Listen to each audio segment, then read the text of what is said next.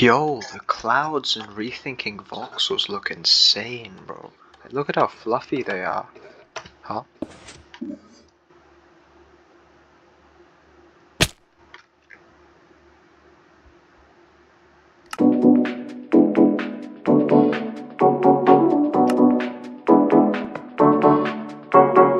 This is a Minecraft redstone calculator.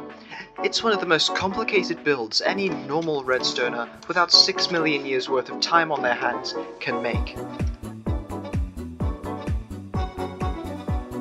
Like most complicated thinking machines, Minecraft computers do work by breaking up the load and dividing it among several specialized areas.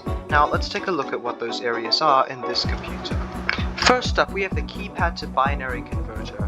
It's quite simple in that it does exactly what it says it does, converting your keypad inputs into the computer into binary outputs that the rest of the computer's systems can read. Next up, in this orange segment, we have the sequential BCDs to binary transcoder. This requires a little bit of explaining. BCDs, which stand for binary coded decimals, are a type of binary code used to represent decimals, shockingly enough, wherein each digit is represented by a certain fixed number of bits. The sequential part of that just means that the codes are in a sequence, meaning that if you add one bit to the code that encodes 1, you will get the code for 2.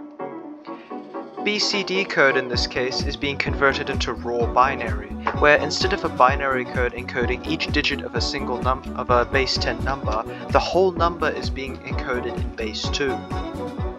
After this, in the dark blue we have the main binary register. This is the storage unit of the calculator and is used to store inputs from the keypad that have been translated into binary. As far as I can tell, this specific register is an accumulator, meaning it contains the running total of all the operations that have occurred so far. Say, for example, you've just added 4 and 5. It would contain the total of that being 9. This is especially useful for processes such as iterative multiplication and division, which I will talk about later. Here in the aqua and red, we have the addition-subtraction circuit and the subtraction selector, which is in red over here.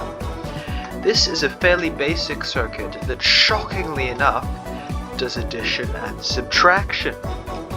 It does this using a string of full adders and XOR gates. In addition mode, the carry-in for the first full bit adder is set to 0, with the circuit performing fairly standard binary addition by chaining the full adders together, adding the first inputted value, which we'll call X, to the second inputted value, which we'll call Y.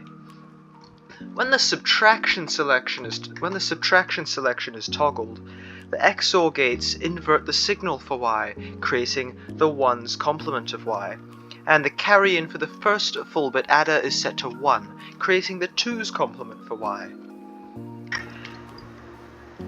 This process takes advantage of the fact that x plus the 2's complement of y is equivalent to x minus y, allowing this to be used as a subtraction function.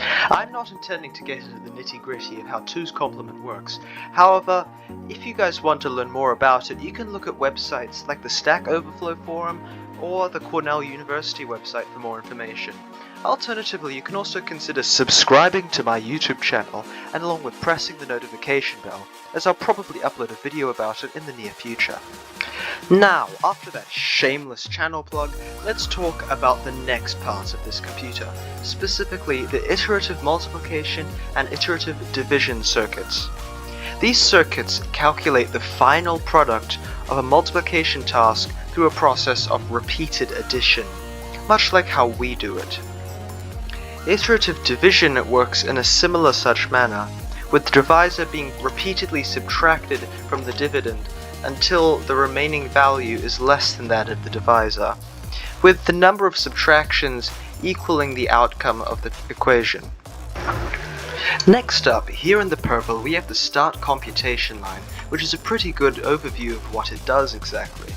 This is what triggers the entire calculator to begin its calculations, initiating the computations of the various other components.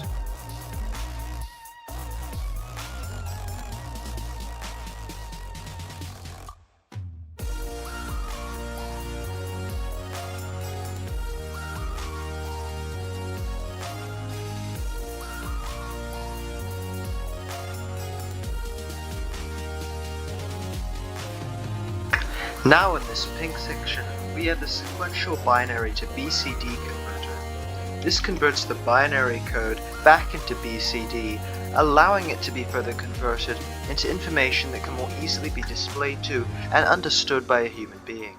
A system like this is essential because most humans cannot directly interface with a computer and also cannot directly interpret binary. And if you can, I'm highly concerned for your well-being. Next up, here in the green we have the BCD to analog converter. This converts BCD into analog, which I can't seem to find any details on, but as far as I can tell is the hardware equivalent of one of those spaghetti code text chunks that seems to do nothing, but everything breaks when it's gone. This is a joke. In actuality, this machine converts BCD into a format that can more easily be read and translated by the analog 7-segment converter, which is this black thing up here that transforms the signal from the BCD to analog converter into this 7-segment display. Finally, down here we have the last two parts of the computer that I have to address: the reset line and the number selector. The reset line is this black row here, which funnily enough goes right by the 7-segment converter and is the exact same color, making this very confusing. What this does is it sends a signal to the rest of the computer, effectively telling it, hey, turn everything off, we're resetting the calculations. And then over here is this, the number selector.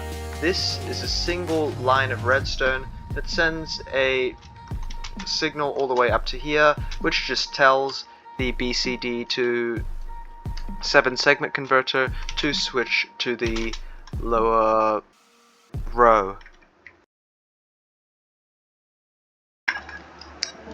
Thanks for watching, guys. This has been the most extensive long-form video that I've attempted to make on this channel so far, and so I would really appreciate it if you could like and probably share the video to whoever might want to watch it.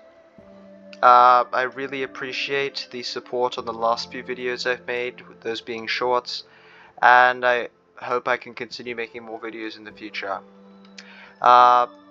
Thanks for watching. Trickster MC out.